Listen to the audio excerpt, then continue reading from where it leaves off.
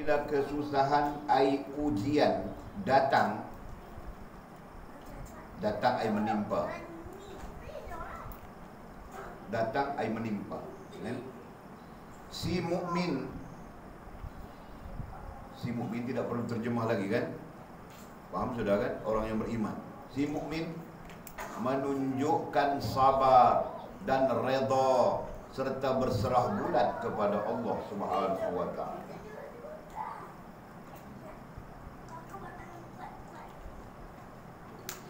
Kerana apabila kesusahan ai ujian datang ai menimpa, si mukmin menunjukkan sabar, menunjukkan berarti bersifat.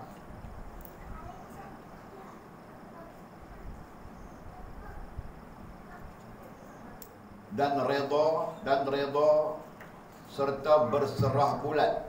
Dan redha serta berserah bulat ai tawakkal.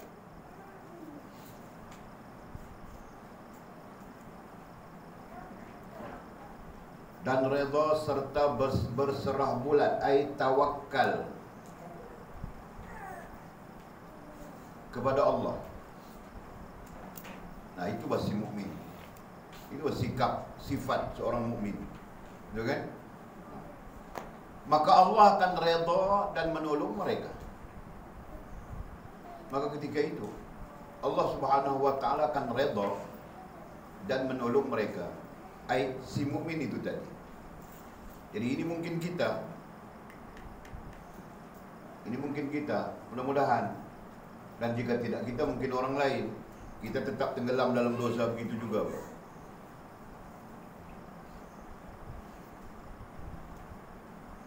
Faham tak? Maka Allah akan redha dan menolong mereka, ai mukmin, ai si mukmin itu tadi, dan memberi kekuatan kepada mereka. Jadi kekuatan adalah daripada Allah. Kita kan bermula dengan tidak ada daya dan upaya. Itu permulaan kita, perjalanan kita begitu sudah. Nah, sekarang Allah yang memberikan kekuatannya, melimpahkan kepada kita kekuatan. Untuk apa? Untuk kita berdepan dengan yang kita bilang tadi apa? Kesusahan atau ujian itu atau bencana itu.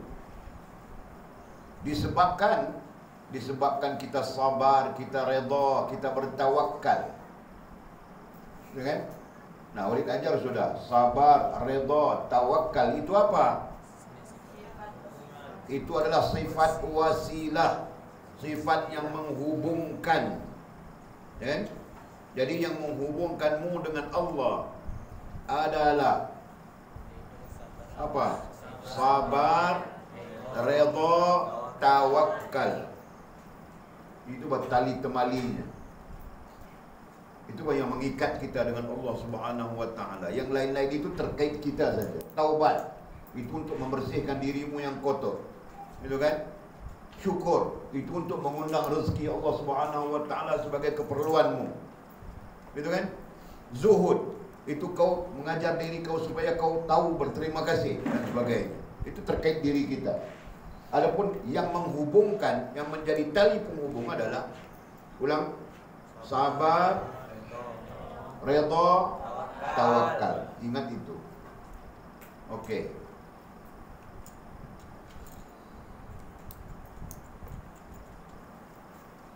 Allah Subhanahu wa taala berfirman. Tadi dirujukkan kepada firman Allah. Allah Subhanahu wa taala berfirman, jika kamu bersyukur, sesungguhnya aku akan tambahi lagi kurniaan itu. Jika kita bersyukur, Allah akan tambah kurniaannya kepada kita.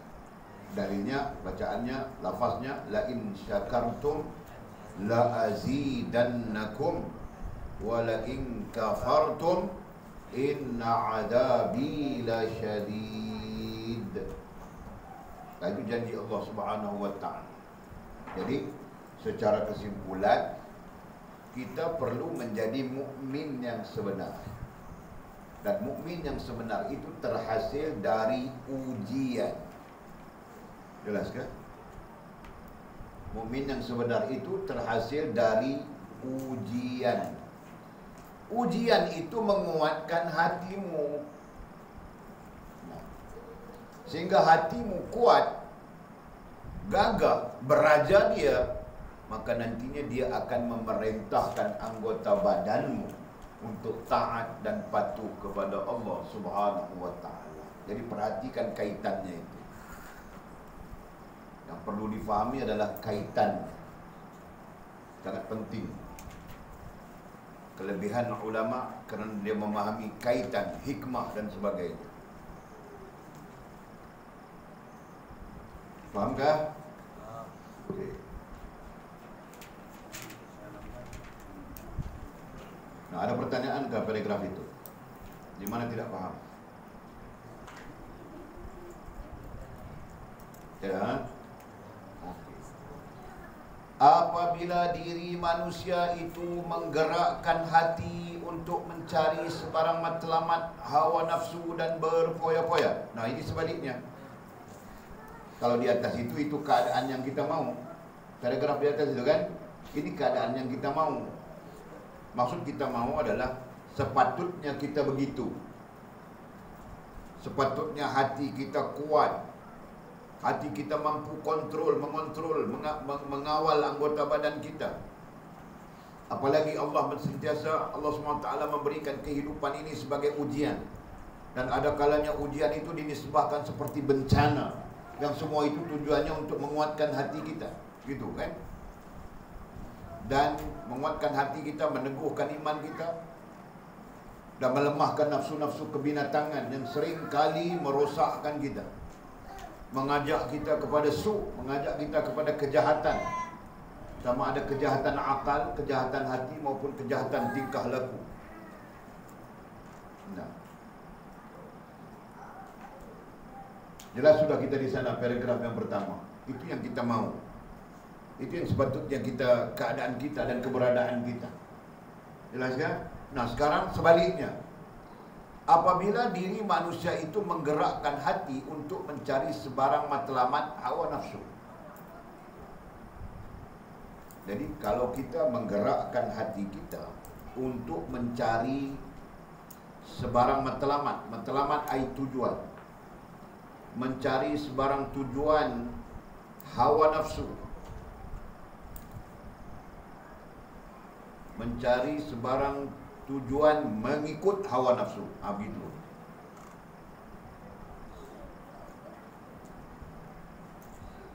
Dan berpoya-poya. Maksud berpoya-poya di sini diterjemah dari perkataan Arab lahun, dengan makna mencari keseronokan.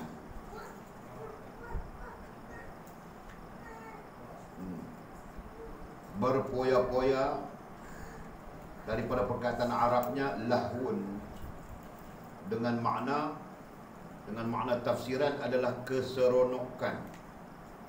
Cari seronok saja. Jadi nafsu kita kan cari seronok saja. Kenapa kau mau telefon sampai yang mahal-mahal? Tidak lebih dari mau seronok saja. Gitu kan? Ada lebih kah? Mau bercakap perlu mahal kah? Mau bercakap dengan mama, dengan ayah di Tamparuli itu perlu yang mahal-mahal kan? Tidak kan? Cap ayam pun boleh kan? Tapi kenapa kau perlu yang 500, 700, 1000? Kenapa? Betul kan? Jadi itu seronok. Seronok saja, bukan ada apa. Nah, kita sebagai orang mukmin, apalagi yang kita bercakap tentang hal ini, kita perlu beri perhatian kepada hati kita.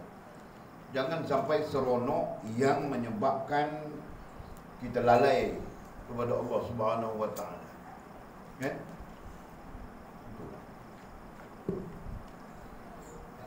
Jadi faham sudah Dan berpoya-poya itu tadi. Seronok, mencari keseronokan, mencari kepuasan diri, begitu. Dan hati itu menurut sahaja, manakala hatimu dalam hal ini menurut sahaja matlamat ai tujuan itu. Jadi hati kita ketika itu turut saja matlamat turut saja tujuan itu. Tujuan apa? Tujuan hawa nafsu, tujuan seronok. Itu tadi. Faham tak? Dhabit kah? Dhabit bah. Dan hati itu menurut sahaja matlamat, tujuan itu balik kepada hawa nafsu dan keseronokan itu tadi. Dan ini tanpa perintah Allah. Ini tanpa bercanggah. Ini tanpa bercanggah dengan perintah Allah. Tanpa bercanggah dengan perintah Allah dan izinnya. Ada percanggahan di situ. Misalnya Allah Subhanahu wa taala mencegah kita daripada membazir. Nah, kita membazir saja, maka itu bercanggah dengan perintah Allah Subhanahu wa taala. Duduk, putra, duduk. Duduk. Duduk di situ. Dan ini tanpa perintah Allah dan izinnya. Jadi tanpa perintah Allah artinya bercanggah dengan perintah Allah.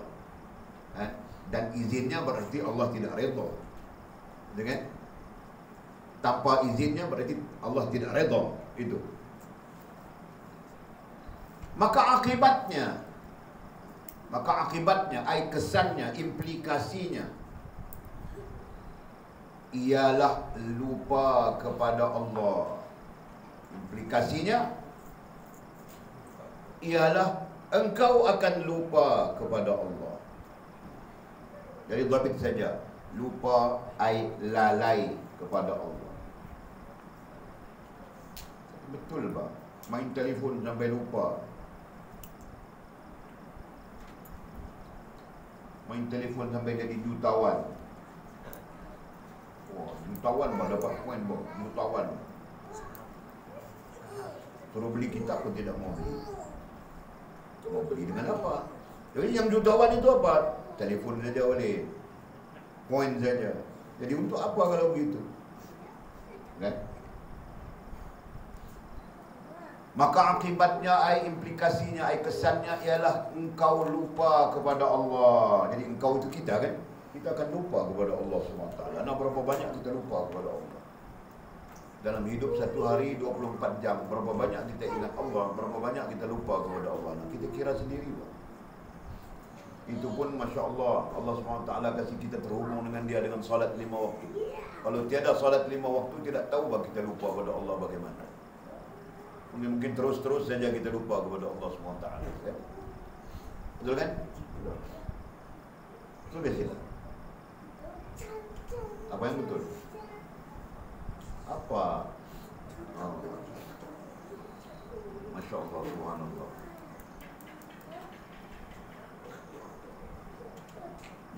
Jadi Ibnu Athaillah Iskandari rahimahullah ta'ala, bukan Ibnu Athaillah, tapi orang yang mensyarahkan kitab Ibnu Athaillah Iskandari,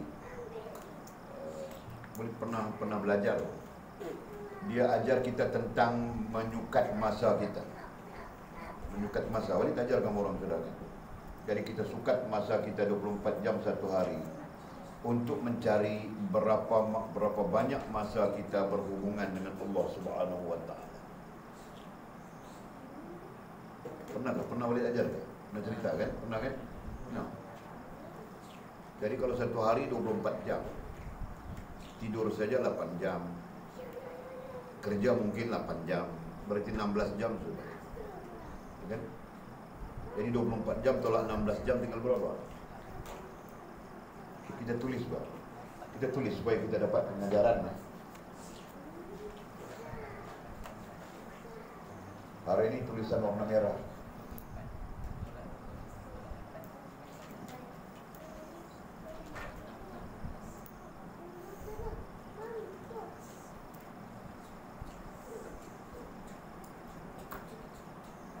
Satu hari 24 jam. 8 jam kerja, 8 jam tidur. Ditolak. Dari 16 jam sudah tertolak. Berapa? Tinggal 8 jam kan? tinggal 8 jam. 8 jam ini apa? Makan. Tolak makan lah. Makan berapa jam? 1. Makan 1 jam. Setengah jam. 2 jam. Setengah jam. Mana ada kau makan sentiasa. Jangan tolak makan lagi. Apa lagi yang terkait? Mandi.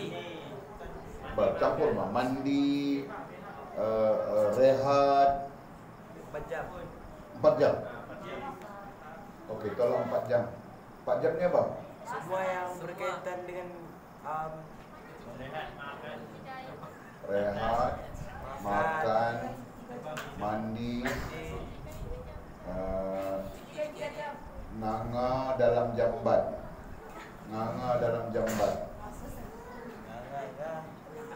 Ada apa itu? Aktiviti itu. Okey, jadi tinggal lagi 4 jam. 4 jam ini tolak main telefon. Main telefon 3 jam. Main telefon ni berapa jam ni? 3 jam. 3 jam. Okey, main telefon, chat, WhatsApp, bla bla bla bla bla bla. 3 jam kau pakai. Akhirnya tinggal 1 jam. Nak ibadahmu di mana? Ibadah di mana? 1 jam. Ibadahmu 1 jam. Betul tak? Betul. Zuhur, maghrib. Zuhur 5 minit. Asar 5 minit. Maghrib 5 minit. Isya 5 minit. Subuh kadang-kadang. Kan? Jadi kalau kita tak apa, kadang-kadang pun kita kira juga 5 minit. 5 kali 5 25 minit. Nah, 25 minit saja, Pak. Tahu apa? 1 jam ini sama dengan 60 minit. 60 minit kita tolak 25 minit untuk solat. Baca Quran lagi ni. Baca Quran lagi. Oh, katakan baca Quran itu 1 minit. 5 minit. 5 minit. 5 minit genap 30. Okey, katakan baca Quran itu 5 minit genap 30. Dengan baca Quran. Okey. Jadi tinggal 30 minit. Bakinya 30 minit.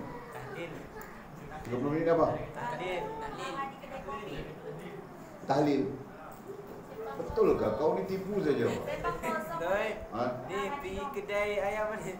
30 minit ini kau melilau. Kedai ayam balik. Melilau kedai ayam. Bawa kedai ayam. Kedai wawa. Wawa ayam. Nah. Berarti habis, Pak. Nah, perhatikan. Berarti masa yang kau ambil terkait dengan ibadat itu berapa minit saja, Pak? 30 minit saja dalam hidupmu. Padahal Allah kasihmu 24 jam satu hari. Berbaluikah? Itu pertanyaannya, Pak. Jadi bilang Ibnu Athaillah Iskandari mengajar begitu. Jadi itu sesuatu yang kita perlu tanya diri kita. Berbaluikah satu hari 24 jam yang Allah SWT bagi kepada kita, ibadat kita dengan Allah cuma 30 minit. Nah, sebab itu Ibnu Athaillah Iskandari mengajar dalam kitab Tanwirul Qulub bagaimana mau menjadikan 24 jam ini ibadat. Faham tak? Diajarnya kepada kita. Jadi kitabnya Tanwirul Qulub. Jadi kamu orang belajar, kalau ada kesempatan. Kalau tinggal di dengan kita lama, kalau belajar yang rancak, laju, kalau belajarnya macam kura-kura saja ini, itu kamu orang marah balik. Tidak mengajar lah, apalah itulah inilah. Padahal Walid mengajar beratus kitab sudah. Orang saja yang tidak sedar diri. Tahu tak tidak sedar diri? Sombong saja.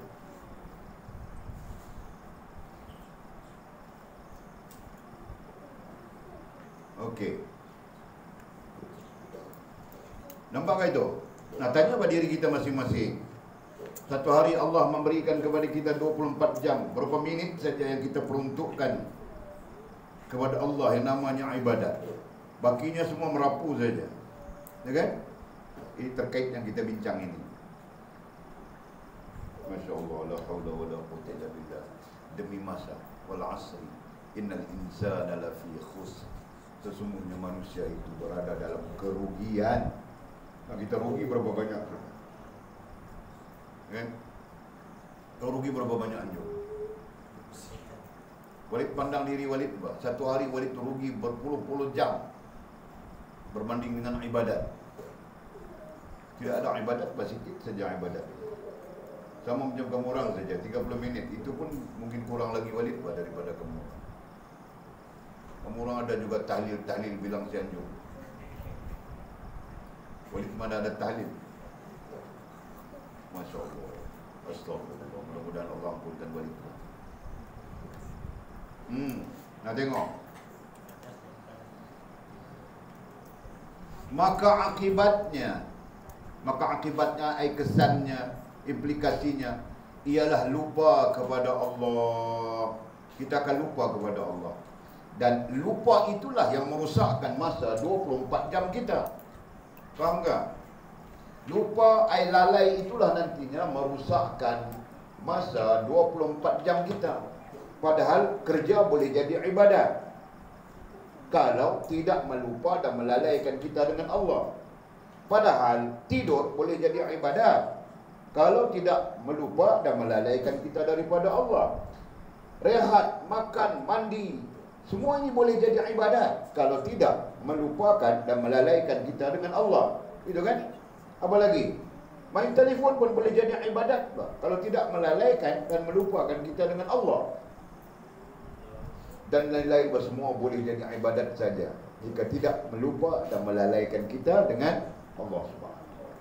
Faham tak? Tapi oleh kerana kecenderungan kita itu mengikut hawa nafsu. Jelas sudah tadi kan? Dan melakukan sesuatu yang tidak diizinkan oleh Allah misalnya. Perkara-perkara yang bercanggah dengan Allah misalnya. Maka ini yang menyebabkan implikasi yang kita sebutkan tadi. Menyebabkan kita lalai, menyebabkan kita lupa. Maka ukur, kita perlu ukur sekarang. Satu hari berapa banyak kita punya kelalaian terhadap Allah Subhanahu wa taala. Okey? Apa lagi? Akibatnya apa lagi? Maka akibatnya ialah lupa dan lalai kepada Allah. Syirik dan dosa. Nah, ini lagi besar. Akibatnya, implikasinya, kesannya akan berlaku kepada kita syirik dan dosa. Syirik kecil, syirik besar kita tidak kira pada situ. Syirik saja secara umum. Akibatnya mungkin kita berlaku syirik serta berdosa kepada Allah Subhanahu wa taala. Nah, Masya Allah, ya Allah. Ini yang kita mau lari jauh kan.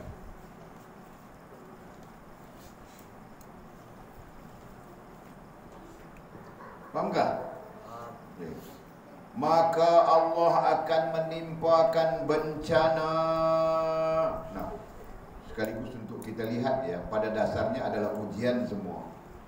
Tapi ada bencana di sana. Kenapa ada bencana itu? Maka Allah menimpakan bencana. Jadi bencana itu kerana dosa kita. Itu ada hadisnya kan? Kita baca di dalam Asharul Ma'asi.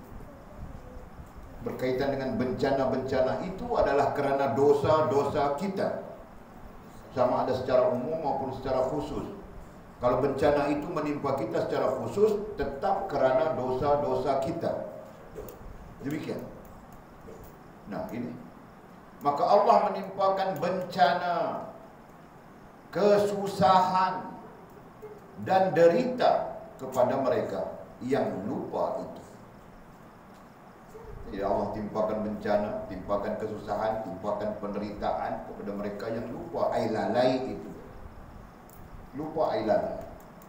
Nah sebab itu kita jangan lupa dan kita jangan lalai kepada Allah Subhanahu wa taala. Hati dan fikiran mereka akan sakit. Nah, hati dan fikiran, hati tempat perasaan. Dan fikiran ialah akal. Berarti hati dan akal mereka akan sakit. Jelas sudah kan? Ini pun Walid ajar sudah dalam dasar, dalam asasul usul. Ingatkah? Pelajaran berapa? Kalau ingat pelajaran berapa? Ha? Ha? Pelajaran 13. Nak buka kau. Betulkah pelajaran 13? Buka Anjung. Anjung tidak boleh. Anjung tidak ikut lagi kita punya nizam. Jadi rantau. Betulkah pelajaran 13? Buka kaum ini. Pelajaran 13. Tak bawa. Betul. Apa yang diajar di sana? Akar hati tingkah laku. Tentang apa? Ha? Dia punya tajuk pemuda capek. Bukan itu. Bukan itu yang boleh tanya.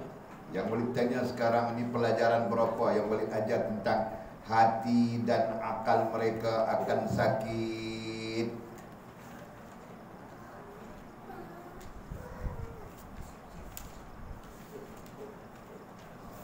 Sebab itu boleh suruh orang hafal.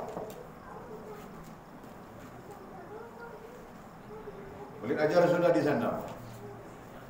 Ada 3 tahap rohaniah. Sihat segarkah, sakitkah, matikah? Dengan meminjam perkataan Imam Ghazali rahimahullah ta'ala. Kita petik perkataan Imam Ghazali. Ada apa?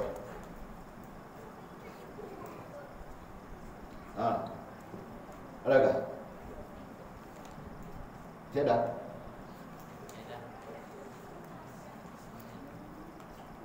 Pelajaran berapa? Wah, tercari-cari semua orang.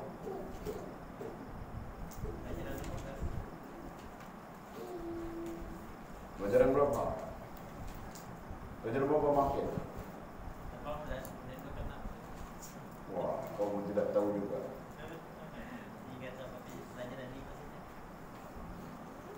Boleh ajar sudah rohaniah kita.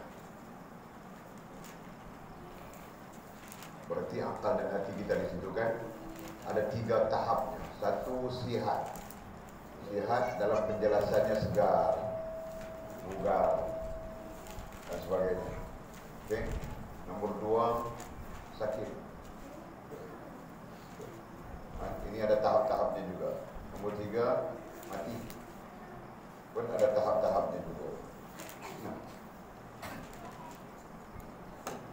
Wah, pakaian.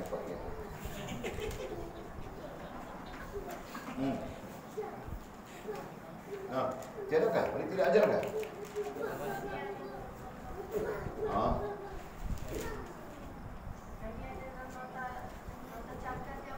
Nota cakar, berarti kamu orang tidak masuk di dalam nota itu. Nota pelajaran. Dia boleh masukkan. Itu nota-nota tambahan yang penting kepada pelajaran-pelajaran yang ada. Jadi betul saja kamu sebut pelajaran 13 tadi, tapi isunya lain. Okey, jadi maklumat kamu ada tentang ini kan? Sudah diajar ini kan? Nah, sekarang kita berjumpa dengan istilah, perhatikan saja. Hati dan fikiran mereka akan sakit. Mungkin pada awalnya segar, sihat, kemudian jatuh sakit. Jadi akal sakit, hati mereka sakit. Itu permulaan kepada kerosakan pada diri itu. Jelaskah? Siapa-siapa saja termasuk kita. Pikiran sakit, mau memberontak saja. Lepas memberontak, fitnah pula. Itu menunjukkan bukan fikirannya sakit, semua sakit buat dia.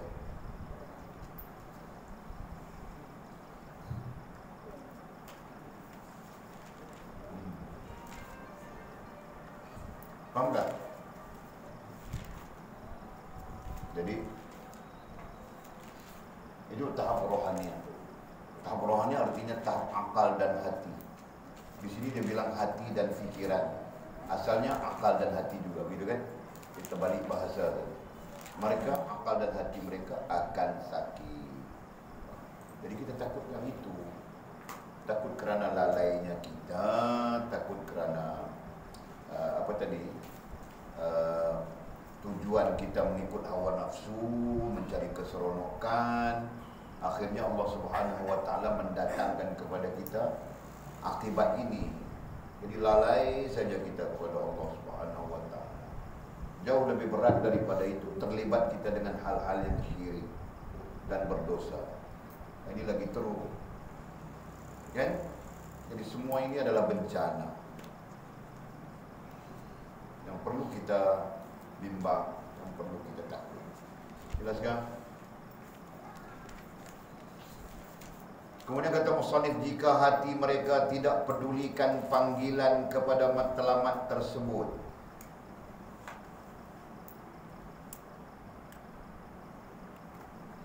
jika hati mereka si mukmin,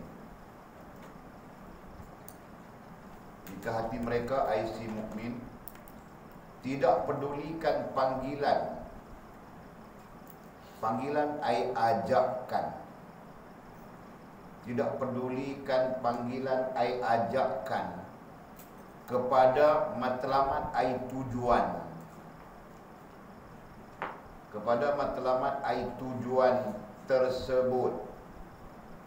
Apa tersebut? Tersebut balik kepada hawa nafsu dan keseronokan. Jika hati mereka tidak pedulikan panggilan ajakan kepada matlamat tujuan tersebut, hawa nafsu dan keseronokan,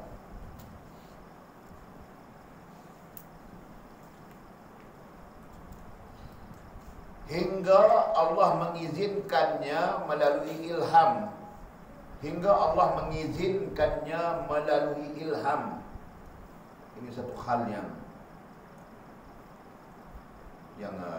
kalau kita mau bincang terkait dengan perkara ini halus ya, tapi boleh faham secara kasar dulu.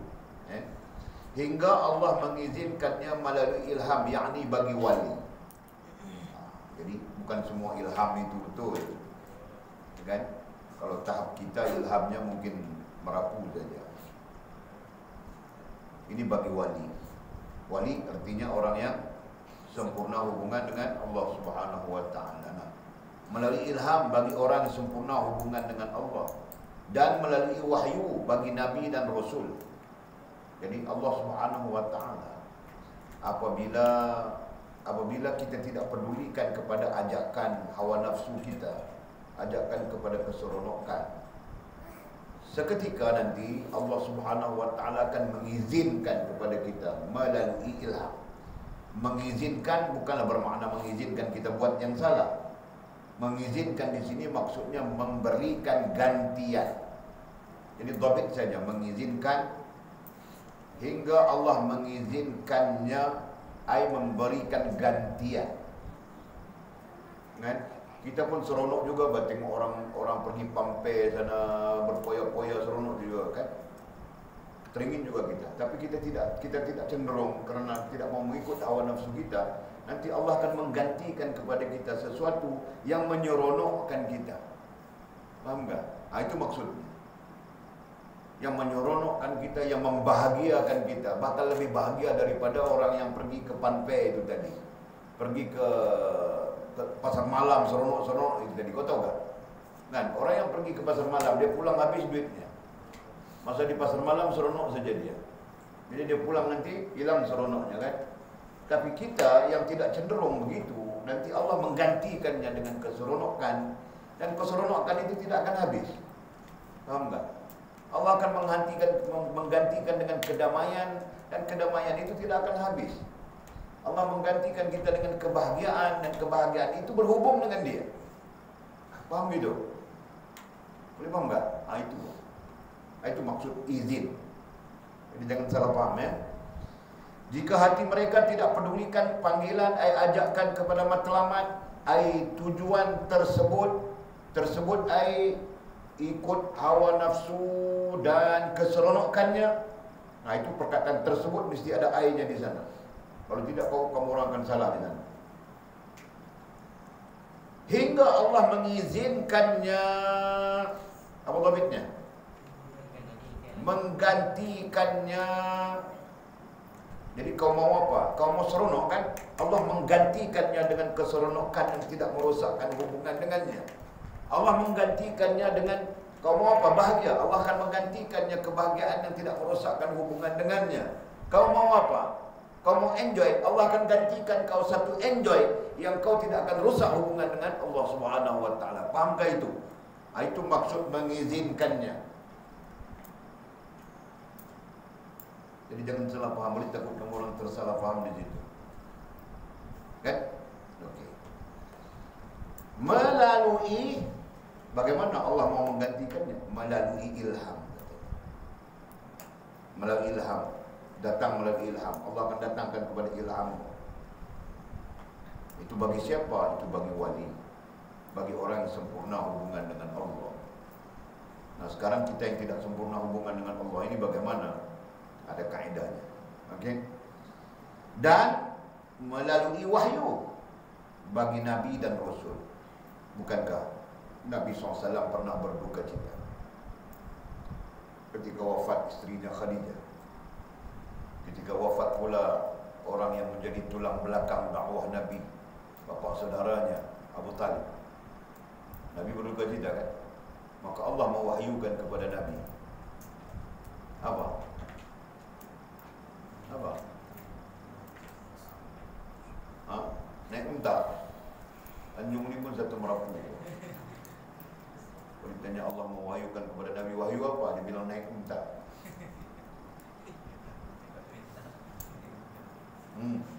Allah mewahyukan apa kepada Nabi? Busy tahu ni dia cakap tadi. Dia tahu ni dia pandai-pandai Dia cakap Misa Subiri. Ha?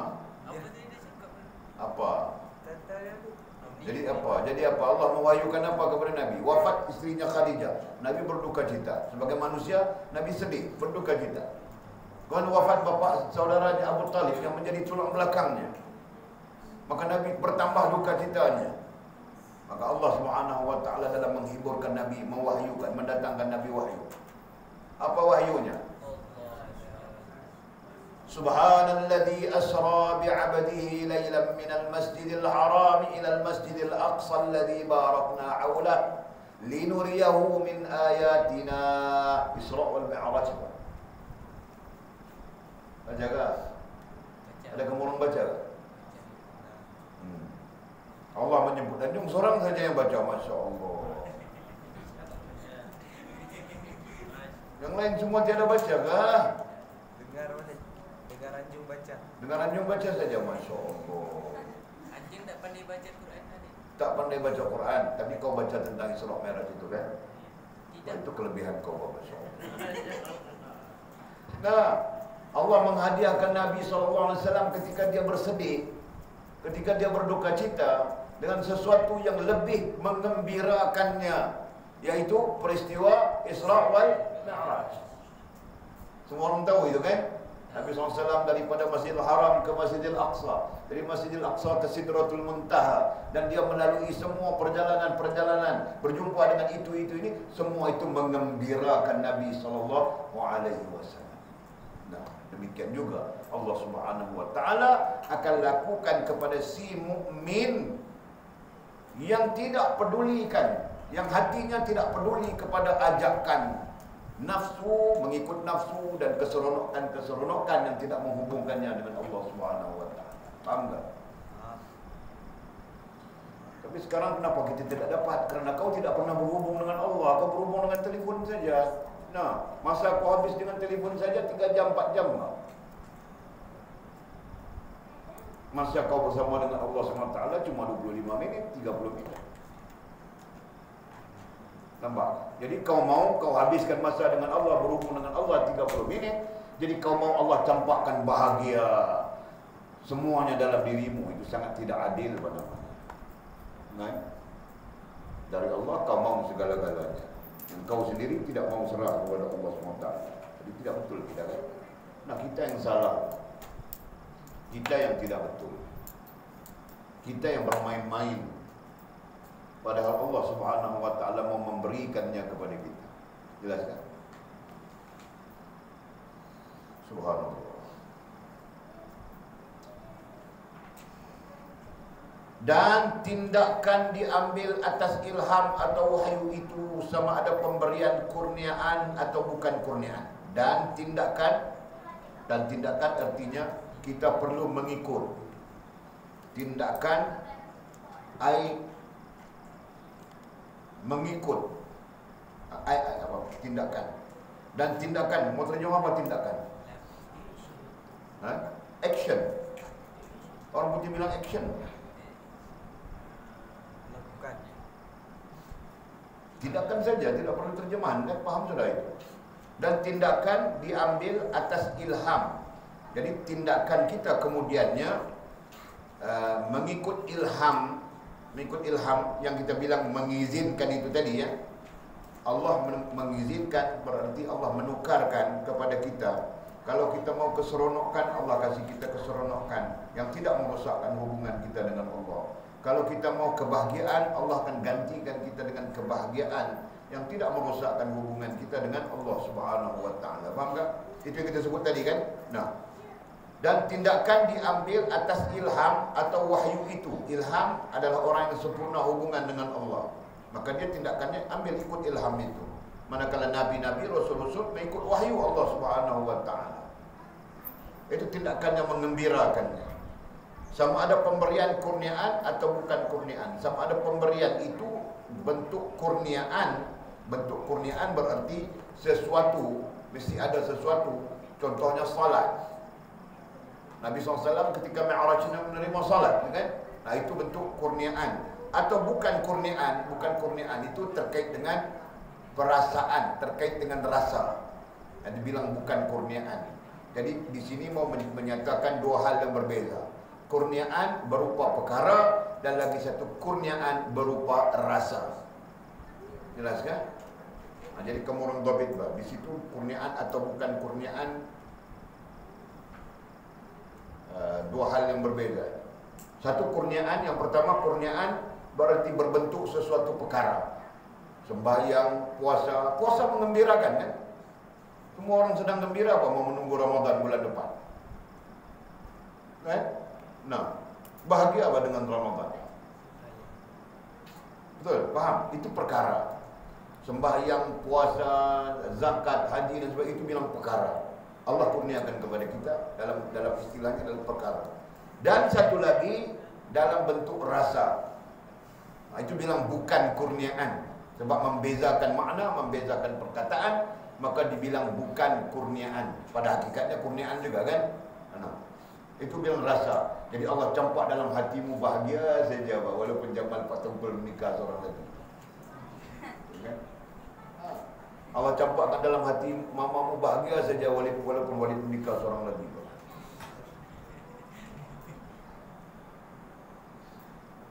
Happy saja.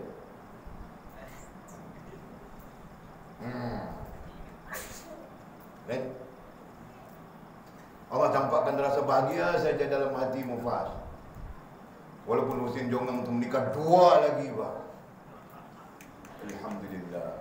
Mudah-mudahan meringankan bebanku di akhirat kelak pada Bang Husin Jongang. Kan? Tidak kau ngomong kan? Itu, Pak. Kenapa? Karena Allah campakkan dalam hatimu gantian. Karena kau tidak mengikut hawa nafsumu, karena kau tidak mengikut hawa nafsumu dan kau tidak mencari keseronokan lain yang memisahkan ataupun yang memutuskan hubunganmu dengan Allah Subhanahu wa taala. Jadi Allah akan gantikan. Paham tak? Paham Cik Mama? Cik Puan senyum, Cik Puan tak tahu. Okey.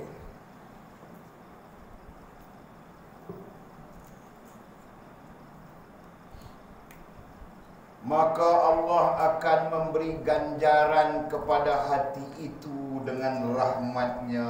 Masya Allah. Okay? Maka Allah akan memberi ganjaran kepada hati itu. Hati siapa? Hati kita, Pak. Bukan hati orang lain itu orang lain, sama saja halnya kan. Nah, Allah akan memberikan ganjaran kepada hati itu dengan rahmatnya. Hati ini merujuk kepada keadaan yang kita bilang tadi. Hati yang tidak pedulikan panggilan, ajakan kepada sesuatu yang mengikut hawa nafsu, cenderung kepada hawa nafsu dan keseronokan. Hati sebegitu. Maka mudah-mudahan hati itu adalah hati kita. Walaupun boleh tahu ada orang yang terpanggil-panggil saja mau pulang saja, belajar susah. Boleh tahu sedang berkomunikasi dengan komik.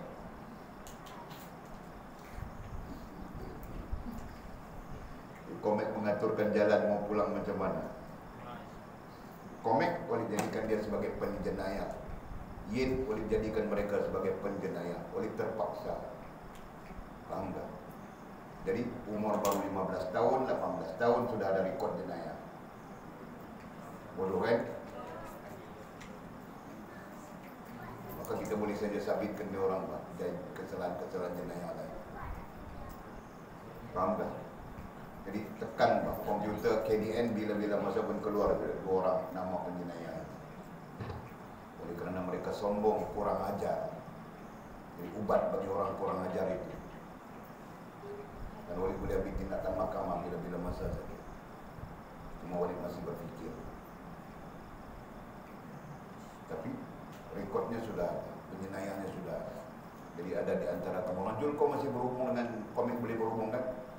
Kau masih boleh berhubung dengan komik kan? Kau bilang saja dia adalah penjenayah.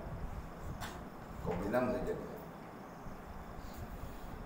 Itu tindakan yang kita terpaksa ambil kerana kurang ajar.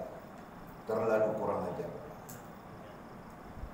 Dia bernasib baik kerana wali tidak ambil tindakan yang lebih buruk dari itu. Dan ini wali pun heran sampai kepada peringkat heran yang cukup heran. Boleh jadi campur